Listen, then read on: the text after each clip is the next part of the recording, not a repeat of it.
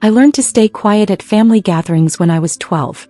That was the year my cousin Brandon got accepted to an elite boarding school. The family threw a party with catered food and a professionally decorated cake. Everyone congratulated my aunt and uncle on raising such a brilliant son. The same week I won the regional science fair. Built a working model of a solar-powered water purification system. Judges said it showed exceptional engineering thinking for someone so young. My dad's response, "That's nice. Did you thank your teacher for helping?"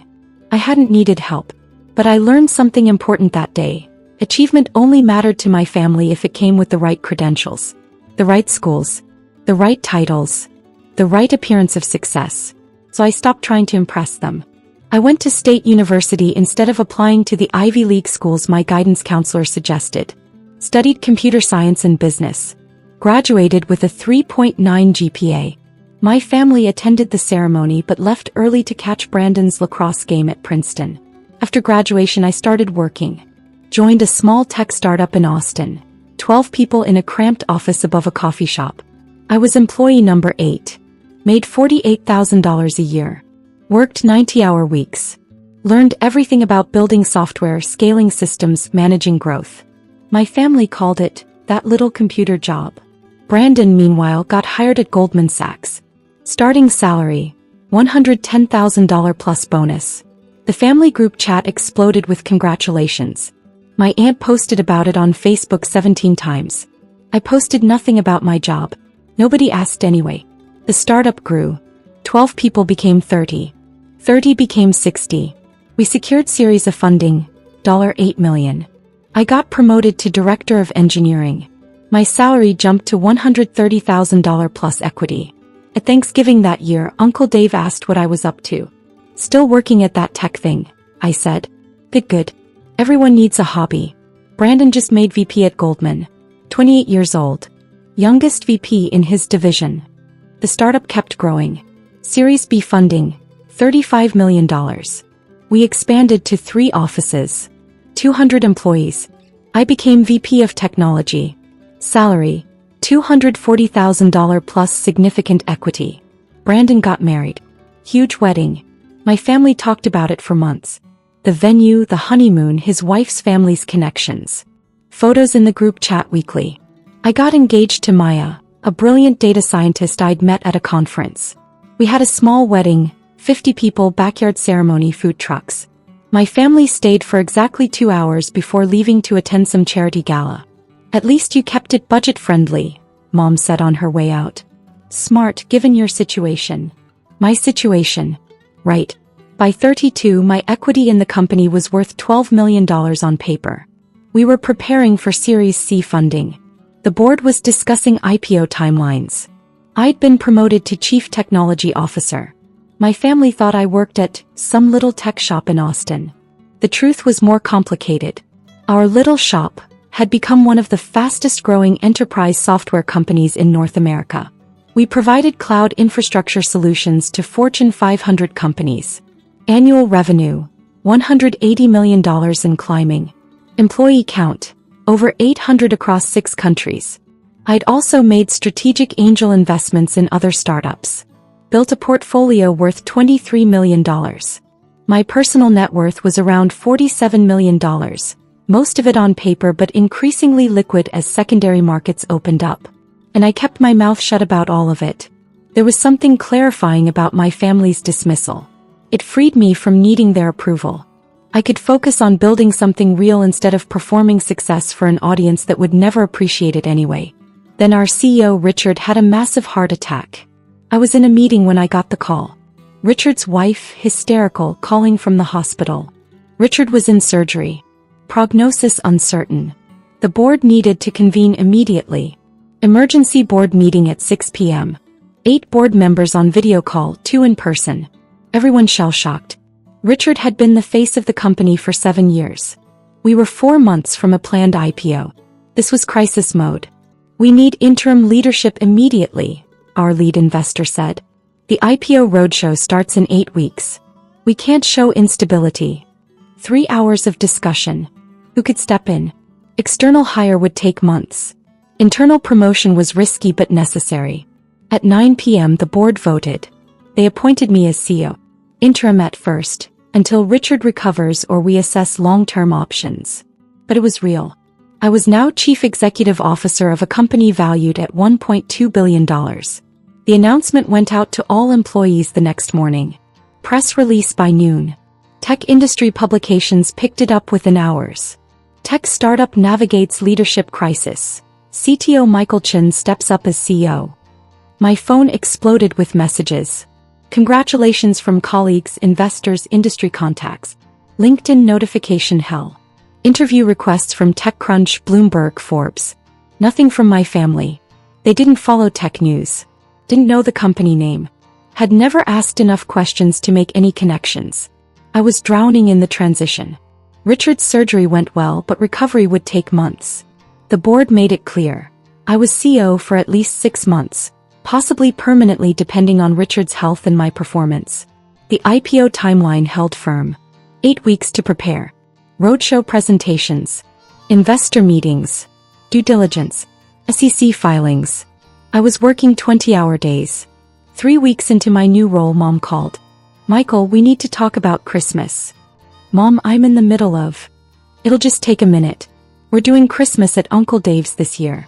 He just finished renovating his house, wants to show it off. Can you and Maya make it? I looked at my calendar. December 23rd to 26th. Right in the middle of IPO prep. We had investor meetings scheduled through December 27th. I don't think. Michael, it's Christmas. Family time. Surely your little shop can spare you for a few days. My little shop. The $1.2 billion company I was now running. I'll see what I can do. Great. Brandon and Melissa are coming. Brandon just got promoted again, executive vice president now. Makes $340,000 base plus bonus. We're so proud. I made $850,000 base salary as CEO, plus equity worth tens of millions, but sure. That's great, Mom. Maybe he can give you some career advice. He's really figured out how to succeed in business. I hung up and went back to reviewing our S1 filing. The next 3 weeks were chaos. Final IPO preparations. Board meetings. Press interviews. Leadership coaching. I was operating on 4 hours of sleep, living on coffee and adrenaline. The company issued me new security credentials. As CEO, I now had level 5 clearance, the highest tier. Access to all systems, all facilities, all data. The badge was different from my old CTO one. Heavier. More sophisticated. It included biometric verification, encrypted chips, and real-time location tracking for security purposes. It also had emergency alert capabilities. If there was a critical security incident, system breach, or urgent executive decision needed, the badge would light up and vibrate. Critical alert features for a CEO managing an $800 million company heading toward IPO. December 23rd arrived. Maya and I drove to Dallas for Christmas at Uncle Dave's new house. 5 hours in the car while I took calls and reviewed documents for Monday's investor meeting. Your family knows about the CEO thing, right? Maya asked. I haven't told them. Michael. What? They never ask. Besides, they wouldn't understand or care. To them, Brandon's VP title at Goldman is more impressive than CEO of a tech startup. You're not a startup anymore. You're a billion-dollar company going public. They don't know that. She sighed. This is going to be interesting. Uncle Dave's house was massive. New construction, gated community, probably 6,000 square feet. Multiple luxury cars in the driveway. Christmas decorations that likely cost more than most people's monthly mortgage.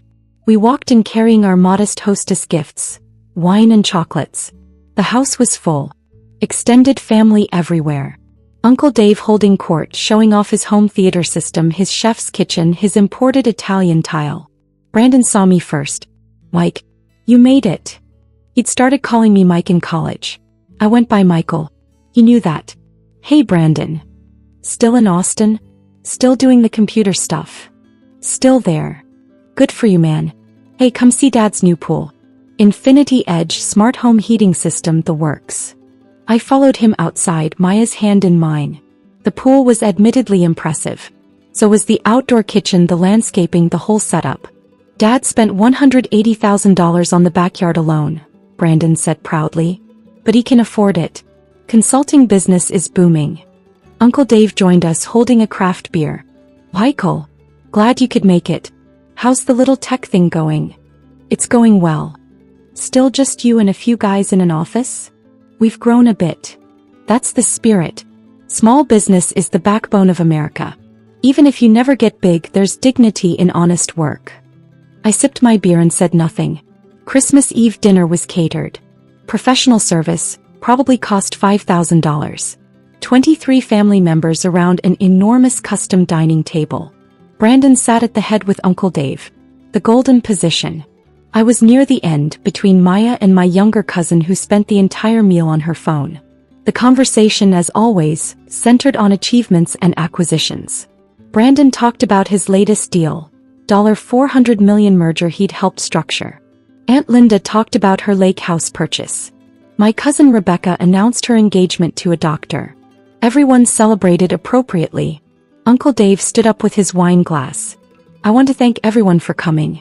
This Christmas is special because we're all together, celebrating another successful year for our family.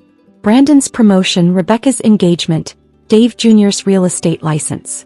We've raised successful, ambitious children. He gestured around the table. Everyone beamed. And we're thankful for everyone's contributions, no matter how small. Even Michael with his little computer shop. Every success matters. Polite applause. A few sympathetic smiles directed at me. Maya squeezed my hand under the table. Her expression said, "Tell them." I shook my head slightly. Not worth it. Now, let's talk about the lake house timeshare opportunity one wanted to pitch to everyone. Uncle Dave launched into a presentation about a vacation property investment. Required $50,000 buy-in per family. He'd already done the math. If 12 families went in together, everyone would get 3 weeks a year at this luxury property. Michael, this might be outside your budget range, he said sympathetically. But if you want to go in with Brandon's family as a sort of half-share, I'm sure we could work something out. I appreciate the offer, I said calmly. Just trying to include everyone. We know money's tight when you're building a small business. Maya looked like she might explode. I touched her knee gently. Let it go. After dinner, the men gathered in Uncle Dave's home theater while women cleaned up. A family tradition that made Maya furious every year. I helped carry dishes to the kitchen instead. Michael, you don't have to help with women's work, Mom said. I don't mind. Well, aren't you modern? Maybe that's why your business hasn't taken off. Spending too much time on household chores instead of networking. I loaded the dishwasher silently. Back in the theater room, Uncle Dave was showing off his sound system. $40,000 worth of equipment. Everyone appropriately impressed. Brandon launched into a story about his latest bonus, $180,000 for the year. Not bad for a year's work. That's incredible. Dad said. Michael, you hear that? That's what success looks like. Maybe you should consider traditional finance instead of that tech gamble. I'm good where I am. Still running that little shop? Uncle Dave asked. How many employees now? 10. 12. We've grown some. Well, as long as it pays the bills. Not everyone can be Brandon. He clapped Brandon on the shoulder proudly. My phone buzzed. Work email. An investor had questions about our Q4 numbers. I started typing a response. Michael, put the phone away. Mom called from the kitchen. It's Christmas Eve. Just a quick work thing.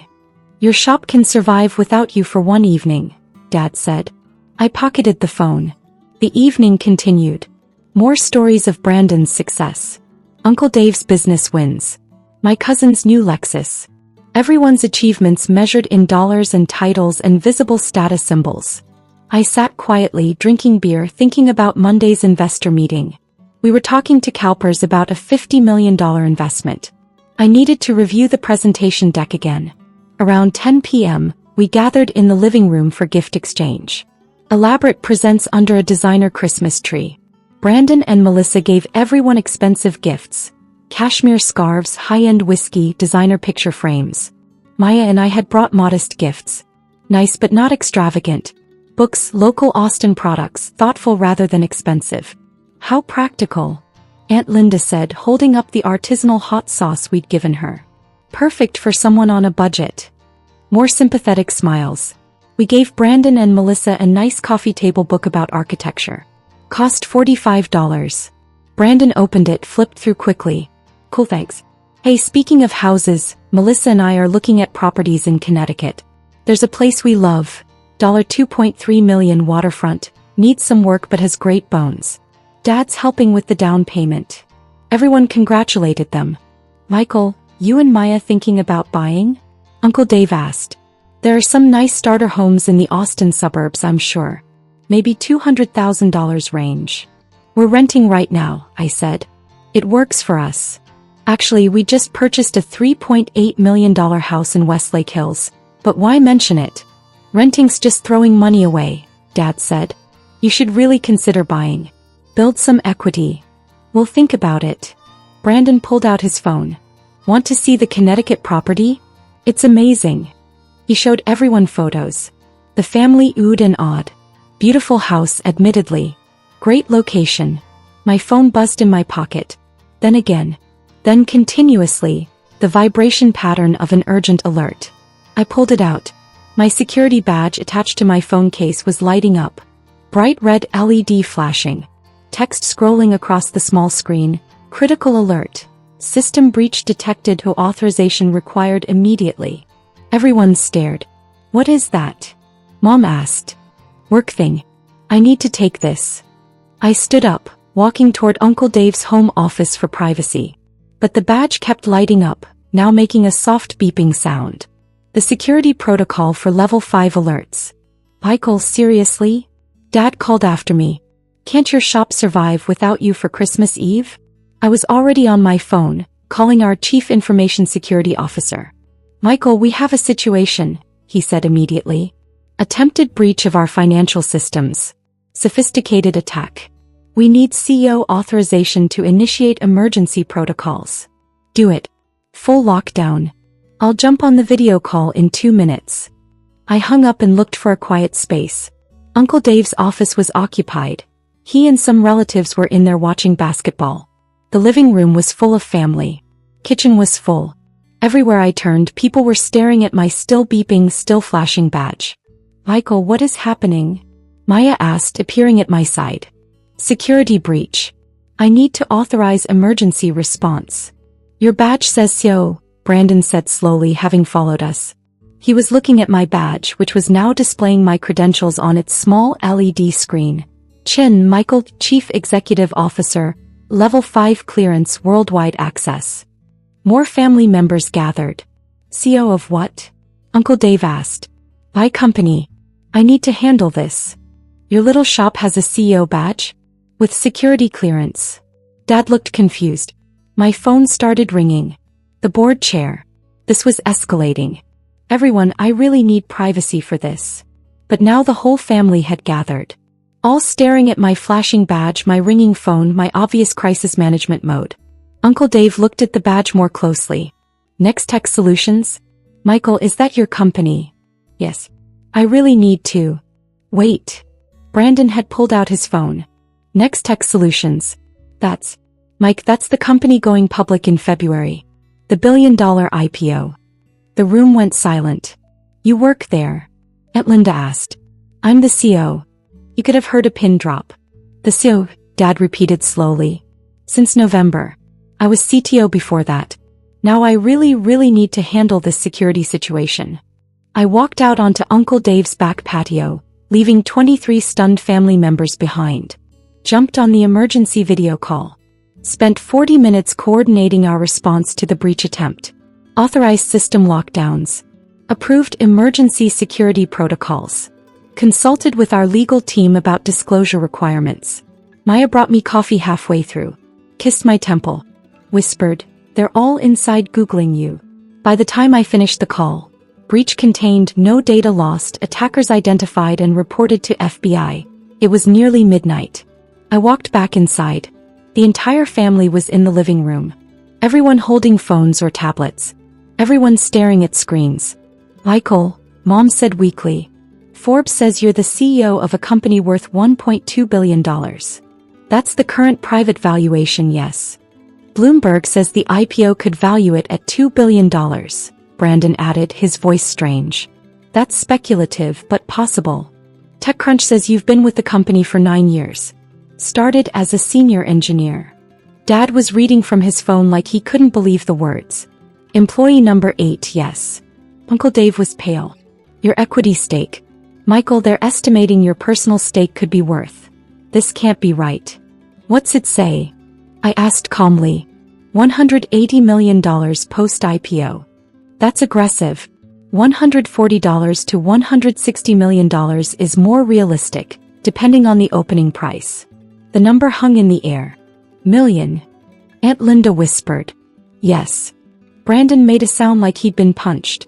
You're worth over $100 million? On paper. Most of it's illiquid until after the IPO.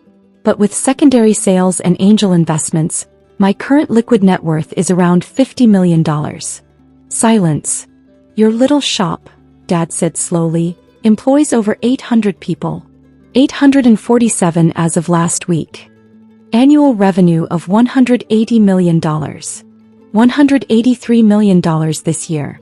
Projected $240 million next year. Mom sat down heavily. You've been CEO for 6 weeks and we didn't know. You never asked. You still thought I was running a small startup with a handful of employees. You let us think that. Uncle Dave said. No. You assumed that. I never confirmed or denied anything. You just never asked enough questions to learn the truth. Brandon was scrolling through articles on his phone. You've been interviewed by Forbes. By Bloomberg. You gave a keynote at a tech conference last year. How did we not know? You don't follow tech news. You never visited Austin. You never asked about my work beyond still doing the computer thing? You weren't interested, so you never found out. We would have been interested if we'd known you were running a billion-dollar company. Aunt Linda protested. Would you? I asked. Or would you just have treated me differently because of the number? Like you're all treating me right now. More silence. This is why I didn't say anything, I continued. For 9 years you dismissed what I was building. Called it a little shop. Suggested I get career advice from Brandon. Told me to be realistic about my budget. Said there was dignity in honest work even if I never got big. You were happy to keep me in a box that made you comfortable. Michael, Mom started. I'm not angry, I said, and I meant it. I'm just clear. You needed me to be less successful than Brandon. It made the family hierarchy work. But I was never less successful. I was just quieter about it. Dad had tears in his eyes. We're so sorry. I know. But here's the thing. I built all this without your support or validation. And it's better that way. I did it for the right reasons. Because I loved the work. Because I believed in what we were building. Not to impress anyone. The lake house investment, Uncle Dave said suddenly. You could buy the entire property yourself. Probably. But I'm not interested. Brandon looked devastated. All those times I gave you career advice. All those times I talked about my bonuses. You were making 5 times what I make. Your success is real, Brandon. Goldman VP at 32 is legitimately impressive. You should be proud. But you're a CEO of a company going public. You're going to be worth. He couldn't finish. Money doesn't measure worth, I said. You know that. My phone buzzed again. Security team confirming all systems stable. I typed a quick response. I need to head back to Austin, I said to Maya. We have calls with FBI in the morning about the breach attempt. On Christmas Day? Mom asked. Cybersecurity doesn't take holidays. We gathered our things. The family watched in silence. No one quite knew what to say. At the door, Uncle Dave stopped me. Michael, I'm sorry. For all of it. For not seeing you. For dismissing what you built. I appreciate that. Can we start over? Really get to know your work. I considered it. Maybe. But I'm not interested in being the family success story now that everyone knows the numbers. If we rebuild relationships, it has to be real. Not based on my bank account. He nodded slowly. Fair. Brandon appeared. Michael. I'm sorry too. I was an ass. For years. You weren't an ass. You just bought the story everyone told. I'm successful, you're successful. It doesn't have to be a competition. Can I call you sometime? Actually ask about your work? Not to get advice or connections. Just to actually know my cousin. Yeah. I'd like that. Maya and I drove back to Austin that night. 5 hours in the dark, processing everything. How do you feel? She asked. Tired. But about the family thing? I thought about it. Relieved maybe? The secret was exhausting. Not because I wanted them to know, but because maintaining their illusion took energy. Will things change now? Probably. They'll treat me differently. That's inevitable. But maybe some relationships can become real. Brandon seemed genuine. Your mom cried when we left. I know. We drove in silence for a while. The badge lighting up was pretty dramatic timing, Maya said with a small smile. I laughed. Not how I planned to tell them, but effective. My phone buzzed. Text from Dad, I'm proud of you. I should have said that 9 years ago. I'm sorry it took this long. I showed Maya. You going to respond? Tomorrow. Tonight I just want to go home. Home was our new house in Westlake Hills. 4,200 square feet, infinity pool, views of the hill country. We'd furnished it simply, comfortable rather than ostentatious. It was big but not showy. Expensive but not for show. We bought it because we loved it. Not to prove anything to anyone. The IPO happened in February. Opening price, $27 per share. By end of day one, $42. My equity stake was worth $187 million. Forbes called for an interview. Bloomberg wanted a profile. TechCrunch requested a feature about my journey from employee number 8 to CEO. I did selective press. Kept it professional. Focused on the company, not personal wealth. My family saw the coverage. The Forbes article got shared in the group chat 17 times. Everyone congratulating me. Everyone proud. Brandon called. We talked for 2 hours about work, life, family. Actually talked. He was processing a lot. His identity had been built on being the successful one. Now he was recalibrating. I'm happy for you, he said finally. I mean it. I'm also jealous and confused and a little devastated. But I'm genuinely happy for you. Your success is real too, I reminded him. I know. But Michael, you built something extraordinary. From the ground up. I just climbed a ladder someone else built. Both are fine. But yours is special. We have different paths. That's okay. Yeah. Pause. Can I ask you something? Sure. Why didn't you tell us? Really? I considered the question carefully. Because if I'd told you early when the company was small, you would have dismissed it as delusion. And if I'd told you later when we were successful, it would have changed everything for the wrong reasons. You would have treated me differently because of what I had, not who I was. I needed to know I could build something without external validation. Does that make sense? Yeah. Actually, it really does. We talked more often after that. Real conversations. He asked about my work, I asked about his. We were building an actual relationship instead of a competitive dynamic. Mom and Dad visited Austin. Toured the office. A sleek space downtown with amazing architecture. Met my team. Saw what I'd built. They cried in the lobby. We missed so much, Mom said. You did. But we can't go back. We can only go forward. Uncle Dave sent a long email apologizing for years of dismissal. He owned it completely. Asked for nothing. Just acknowledged his failures. I wrote back. Accepted the apology. Suggested we try fresh. The family dynamics shifted. I was no longer the invisible cousin, the budget option, the small business guy. Some relatives got weird about money. Suddenly everyone had investment opportunities to share. I shut that down quickly. But some relationships deepened. Brandon and I became genuine friends.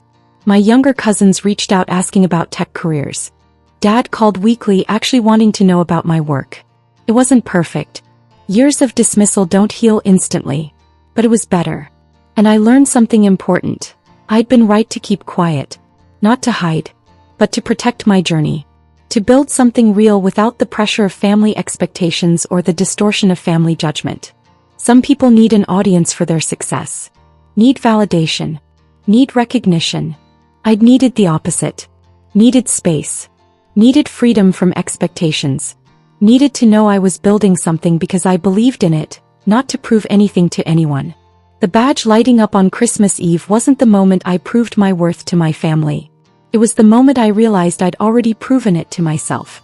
And that was the only validation that had ever mattered.